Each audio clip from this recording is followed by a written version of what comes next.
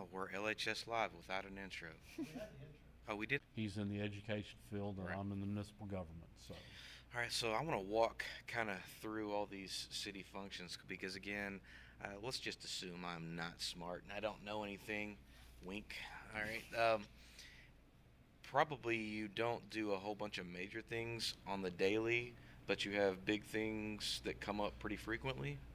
yeah, typically this time of year, particularly, is that we're going through the budget process, Ugh. and we've been doing that. We start in May with a preliminary budget. We have work sessions with council, the public, various meetings, and last night the budget was approved. Oh, So then we go on to look at other things that of our importance, whether okay. it's economic development, uh, infrastructure improvements, whatever the case may be. So I imagine your busiest time is probably when the storms are brewing out in the Gulf and things come through here. And it makes it extremely difficult when it's in the middle of the budget. Mm. Because we had the floods in May, Right. then Hurricane Beryl, um, and that just involves everybody because, particularly with the floods, um, we we basically shut down everything we're doing and respond to the flood. Hmm. Uh, we have uh, pump stations to get water over the levee that falls in the city, so we're manning those pumps 24/7. Hmm. So it takes everybody in our maintenance side, public works, parks, water, wastewater, everyone to maintain those and operate those pumps. So Liberty, what about 8, 9,000 folks in We're town? population by census, we're a little over 9,000, Okay. but we're probably closer to 10 Oh, uh, because I think there was just tremendous undercount in the okay. last census. So that's still not a very large city, but you've got all of the nuances that a larger city would have with all the different offices. Yeah, basically we have the same thing that a larger city has, Mm.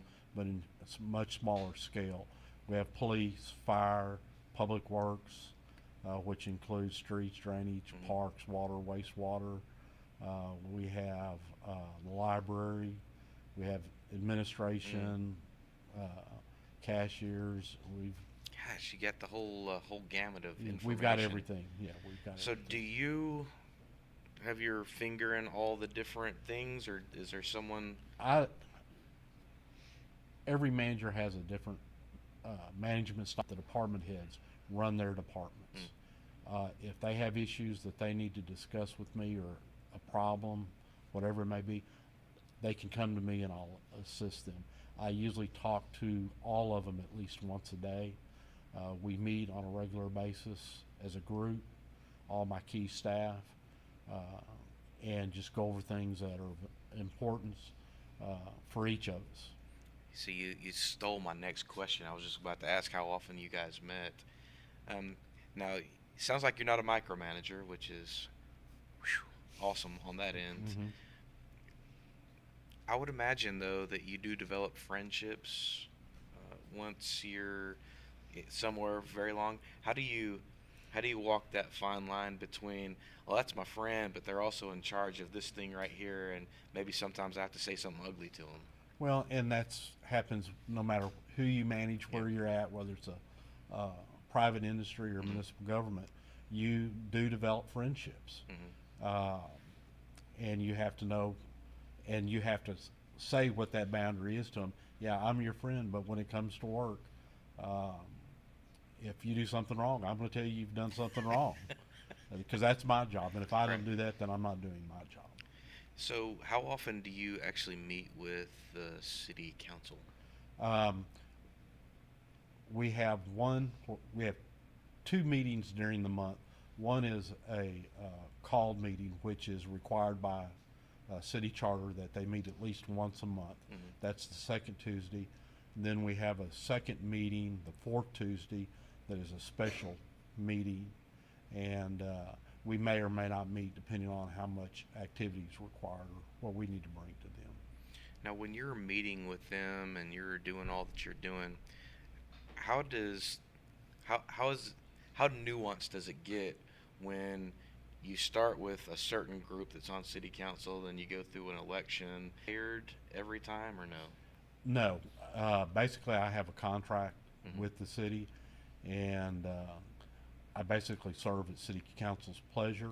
If there is a vote and they say, Tom, we want you to leave, if it's 6-1 to get me to go, or even if it's 4-3, Hmm. at some point, then I make a decision. Say, well, look, if I'm whether my job performance is not what they want, or I'm not doing what they want me to do, then at some point, when that gets to that level, then I'll say, okay, I need to step back.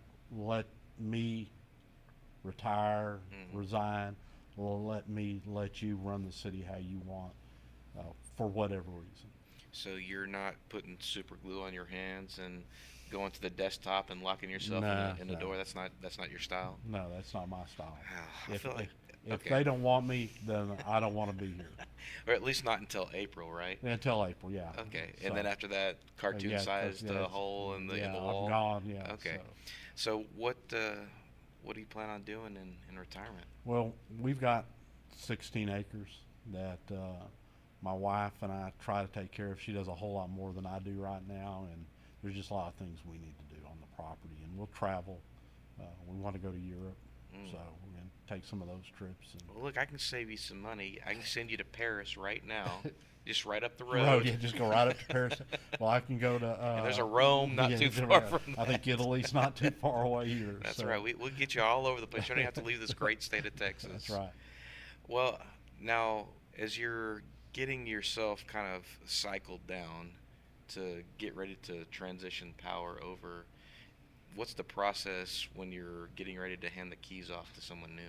Well, what will happen, and the process actually began last night. Council will start interviewing search firms. Hmm. They will select a search firm that will go out and solicit individuals, candidates for the position. Depending on how many they receive, they will, and what firm is picked, Hmm. then they'll bring in candidates to council for them to review and decide who council will decide who they want to interview. Okay. And then typically, uh, when I walk out the door on April 30th, I'm out the door. It's difficult to supervise your employees because you've got a group, and I hope I have a group, and I think I do, Hmm. that's loyal to me, Right. that I work well with. Well, if you bring someone new in, they don't know who to go to. Hmm. Force of habit is they'll come to the incumbent Right. because that's who they've dealt with. So it's just much easier to make that clean break and say, okay, I may be here for a day just to introduce you, and then I'm gone. Okay. Well, you're doing all this business. Came here, and I'm a registered civil engineer. That's my background. Hmm. Is that I saw there was a great infrastructure need here, Hmm. whether it be water, wastewater, streets, electric, whatever the case may be. Is that there was a real need to improve the infrastructure. This city is aging, Hmm. just like most cities Right. are, and the infrastructure ages with it. The other thing I saw is that we had, as part of the budget process, you want to have fund balances Hmm. in some of your funds, like your utility funds and your general fund, uh, because if you have a hurricane, you want to be able to have funds available to you, even though you don't have a revenue stream. You want to have funds available to you so that you can continue operations and not have to cease. So I've wanted to build the fund balances up where they're sufficient to be able to handle anything that may occur that's unexpected. So when father walks out that door, he knows the kids are left okay. That's right. All right, I got it. There's money in the coffers for them to Okay. do what they need to do. Now, just as kind of I don't know if you call it a selfish sort of question.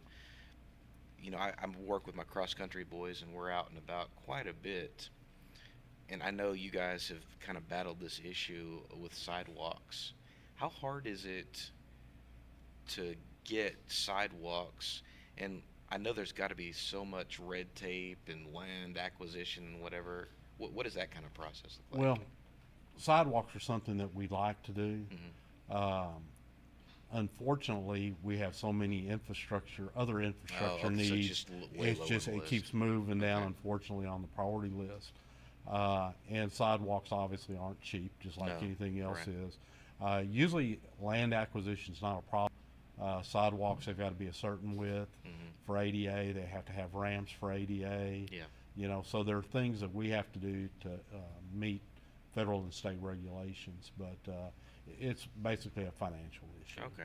Yeah, I mean, most of the time when we're going places, and I've noticed that more so in Liberty than other places, many of the streets that we go down are pretty wide already, so it's not necessarily an issue.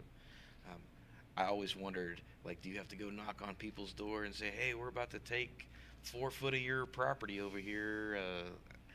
How does that work if you had to do something like that? Well, typically, like I said, we have right of way beyond the edge of the pavement. So, Oh, like if okay. there's, say, you've got a 30-foot wide street, Hmm. we may have 50 foot of right of way. So we've got Oh, 10 feet behind the curb. okay. So that's where we put our utility. That's where your water, Uh, wastewater, electrical poles are. all right, so Then we put okay. the sidewalks in within that 10 foot area. All right, so that makes much more sense to me than thinking, man, I'm gonna have to go and send out letters to all these Yeah, 100 well, people and all that other and business. when you do something like that, you'll find that there are some that will do anything to get sidewalks, but then there'll be people that don't want Right. sidewalks because they don't want to have to edge them, Mm-hmm. mow, Mm-hmm. whatever the case may be. So you kind of try to have to balance that. Now, when you got here, and again, this is none of those. We're out there running. I just kind of notice and see things. Fire hydrants. I feel like there are more fire hydrants now than several years ago. Am I just thinking crazy right now? There, And it's okay to call me crazy. It's no, fine. it's. I would say that the number of fire hydrants in the older areas of town has probably not increased. Hmm. We've done a couple of programs where we've done maintenance on them and replaced the hydrants Okay. to red instead of a Okay. dull red. Uh, but we've been on a program to improve fire hydrants. One of the things that uh, the city does have, it's called a subdivision ordinance. Hmm. And we require any new development, they're required to put in their water, their sewer, Mm. the electrical. Fire hydrants are a part of the water system. So it kind of takes you guys So, out of the equation. so they're responsible for the cost for their development. Right. It's not put on the backs of all the Mm-hmm. homeowners that are already here to pay for their improvement. Because I imagine that's a pretty wildly high expense. Yeah, it can get, depending on the size of the subdivision. I mean, a fire hydrant, just a fire hydrant is probably around $8,000. Okay. And so if you have to put one every 500 foot, you can imagine what that cost would be. All right, so Mr. Warner, I don't know what kind of TV watching background you have, but one of my favorite all-time shows is Parks and Rec. Hmm. So I always wanted to ask the man, when you were in your meetings, do you have characters in there, or is everyone pretty much business and the suit and tie and all that? Well, one of the things primarily in Beaumont with local television Hmm. stations and the anchors, that's basically what you'd see. They'd have the suit and tie on, and then you'd look down, they'd have shorts on, or something like that, or they'd have sandals. It's just, if the camera doesn't see it, then you're all right. Well, so I guess then the next time someone goes to a council meeting, they need to request that all the council members That's in the it. city, Well, can you please stand up? We need to know if this is legit or not. if you get there about 10 minutes early, you can watch them all walk in. So, Okay, so sort of a more serious question. You guys are responsible for how the community, local, but then also sort of at large perceives the city, right? Is that is that a mission of the office? well, obviously, we want to put our best foot forward, whether it be to the citizens of Liberty, Mm. to the county, or even to the state. We're always looking for new business to come into the city. Mhm. So,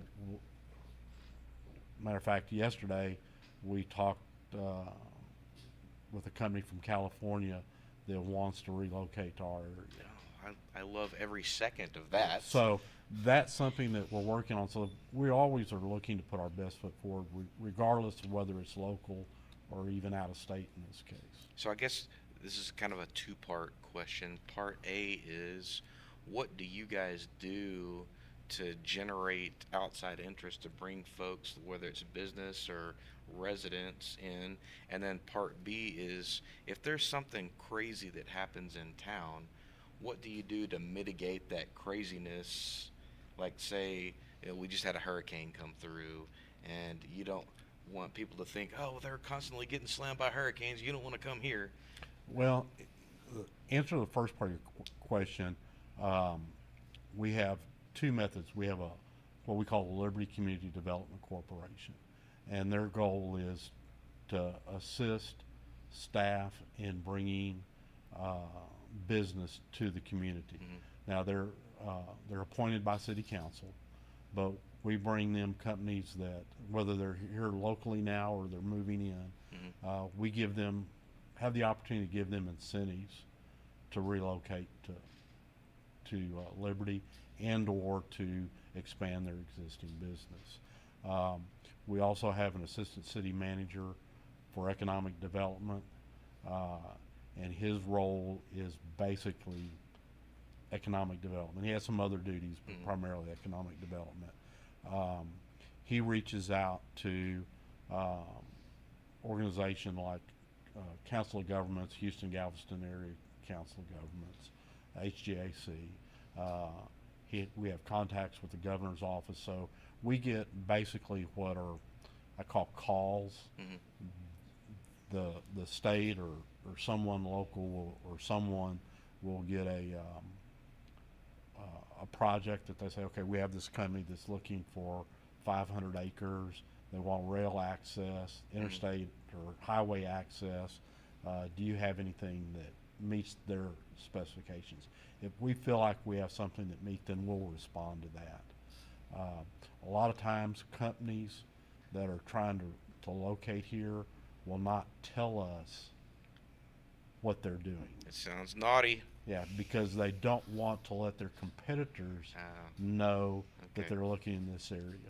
Okay. The other thing is if I'm a company and I'm looking for 600, 500, 600 acres, I don't want people to know that what my business may be. I may want to buy the property, but I don't want the price to go up so that it basically puts me at an unfair advantage. Right. The second part of your question, one of the things we always have to look at least along the Texas Gulf Coast, we're always going to be in a hurricane. Mm-hmm. That's just a fact of life. Most people realize it. So they know what to expect. When they relocate here, they know that we're going to be in the potential path of a hurricane. We went I was in Beaumont, but when Rita hit, I think that was 2000. No, Ike was in 2008. We basically didn't have anything till like 2017. Mm-hmm. And then we had a whole series And of then we had hurricanes and Right. floods. Mm-hmm. Floods are a little bit more difficult.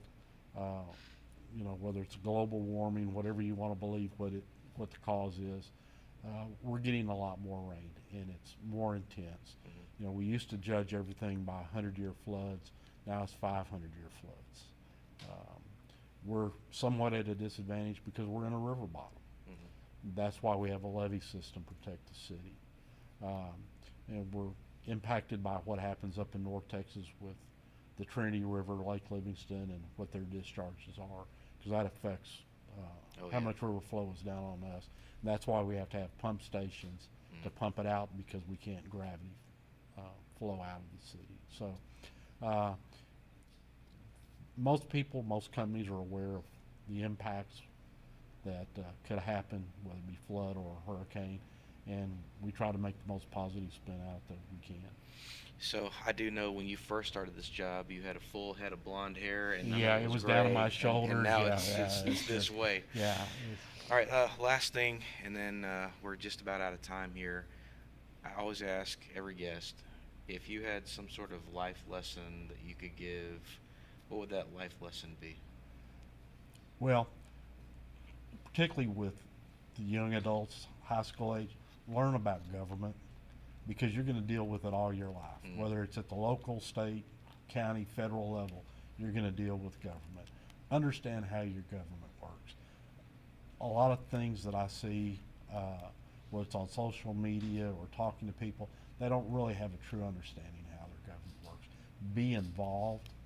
I can't tell you how many times we have serious issues, budget issues, that we ask for citizen input. No one shows up at the council meetings. That's the youth need to get involved in government. And I know it's not the most exciting thing in the world, but you need to be involved. It can be if we do it Game of Thrones style. Yeah, you know, so that would be involved in your government. Okay, it's a great message.